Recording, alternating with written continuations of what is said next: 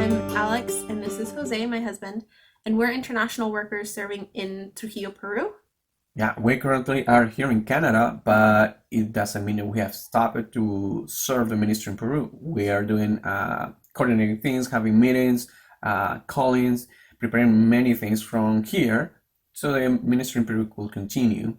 But today we have something interesting that we prepare, and this thing is related to what is the context that it was happening not only in Canada but We around see the it globe. internationally. Yeah. Yeah. Everybody's currently being affected by what's going on with COVID-19. And one of the largest things I think that's affecting all of us is social distancing. So today we prepare this reflection called Jesus and the Social Distancing. Yeah. So the government has asked everybody to kind of keep their distance. You know, you're not supposed to talk to people. This probably has changed many of your routines. And in this, it has caused us to reflect on some of the passages that we've seen. Historically, we're not the only ones to have social distanced. You see it all throughout different races and cultures for different religious reasons, which brings us to our story, in which we're going to be talking about the Samaritan woman who went to the well. So Yeah, if we look in John chapter 4, we will find this particular story where there is two groups, the Jews and the Samaritans. They keep their social distancing, but it was more than social, historical, from this huge background. But through this story, we will find a few perspectives. That is what we want you to reflect and join us to read the story too. So I'm going to start by reading John chapter 4, verse 9. And that's just our verse that gives us our context. So John chapter 4, verse 9 says, this is between the Samaritan woman and Jesus. The Samaritan woman said to him, Jesus, "You are a Jew and I am a Samaritan woman. How can you ask me for a drink? For Jews do not associate with Samaritans." So this is the starting point for our reflection of today, because from this story we'll find that after this encounter, not only the Samaritan woman is in the story, also the disciples who approach to Jesus asking, what is happening here? But also, almost at the end of the story, we'll find another larger group, that is the Samaritans, who are actually recognizing who Jesus is. We're going to take a look at this passage, the rest of chapter 4 of John, and in it we're going to look at 4 different perspectives that relate to social distancing. The first perspective we have is of the Samaritan woman. So here you have a woman who is already having the social distancing of having to stay one culture away from another culture, not speak, not relate. And on top of that, you actually see some underlying additional social distancing that she's putting on herself, because she is choosing to go out and to collect her water at a time in which no one else in the village is going. She's going at midday. We see these in all of verses 10 to 26. We see her interaction with Jesus and how she's going at times that just are adding additional loneliness, additional distancing from everybody else. And so that's kind of her perspective on social distancing. So we are going to continue with the second perspective, that is the perspective of the disciples.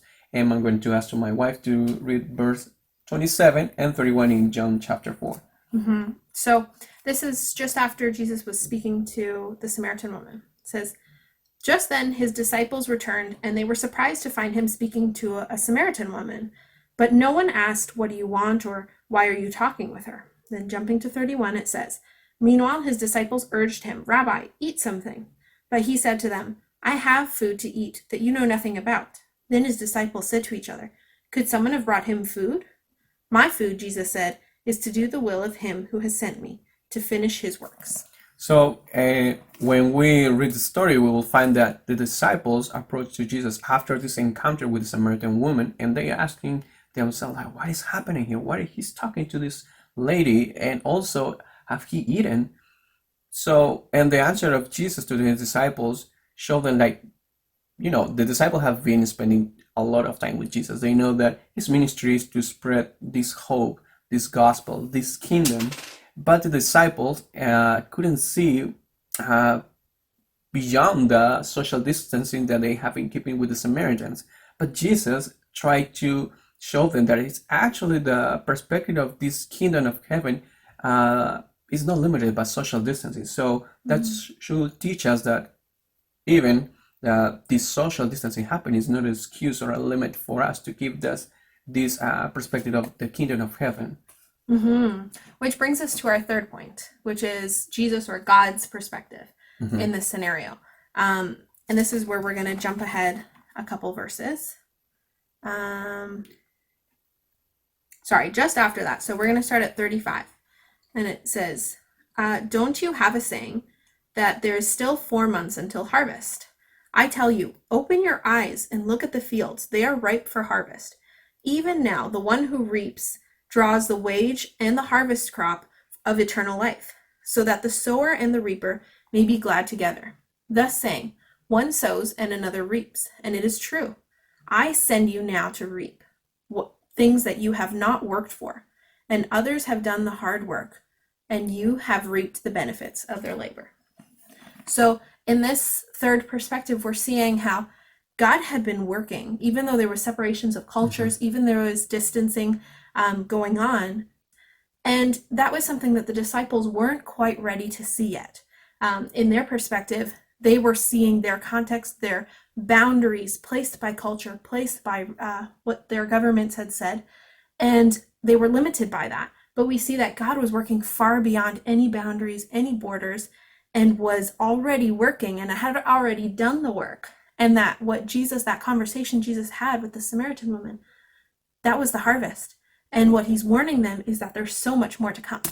Yeah, and we are just going to continue at the end of the story from the verse 40 to verse 42. We'll find the Samaritans group perspective. That is kind of a universal perspective because they asked to Jesus, after just finding out that he's the Messiah who was promised, they want him to stay. And it's actually what happened. Jesus stayed 2 days with them. That is actually the perspective of people who have been experiencing this social distancing, are seeking for that hope, are seeking to have this perspective of the kingdom. So this is something that should touch our hearts. What is happening in this social distancing in a universal perspective? So after these 4 perspectives, we don't want you to take this as an excuse just to go outside, leave your house, and just break the quarantine. You should stay at home.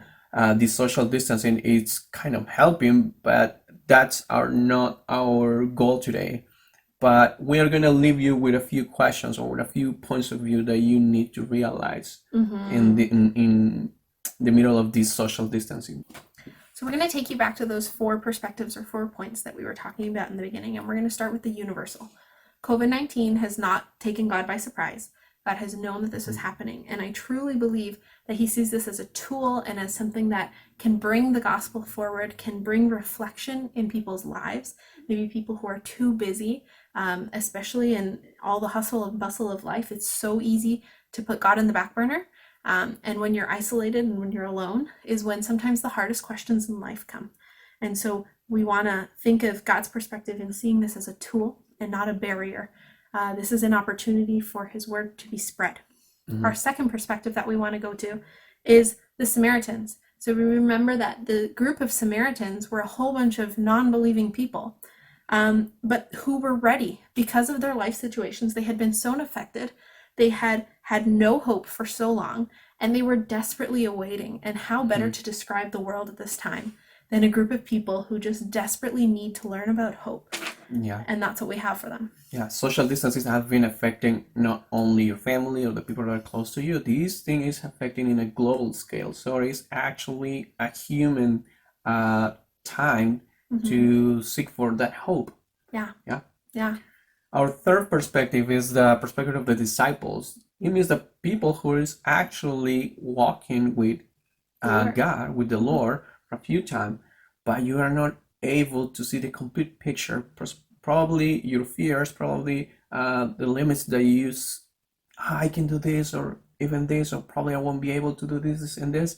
And probably you need to see that you need to reach the kingdom perspective. It is actually God's perspective. It means instead of asking what you can do, what you can solve, you can actually seek for God's will, as Jesus did. This is my food, to seek, to pray, and to do God's will. And the final perspective that we want to remind you of is the Samaritan woman. Perhaps you're the person who has felt extremely overly isolated, even more than all the other people in your community or in your environment. Maybe you're the person who, for whatever reason in life, has felt yourself completely abandoned in this time.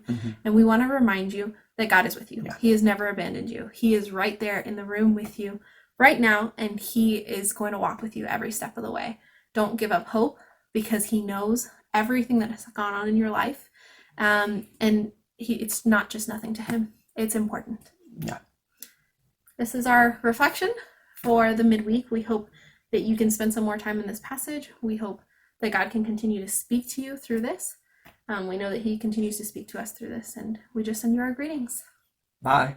Bye.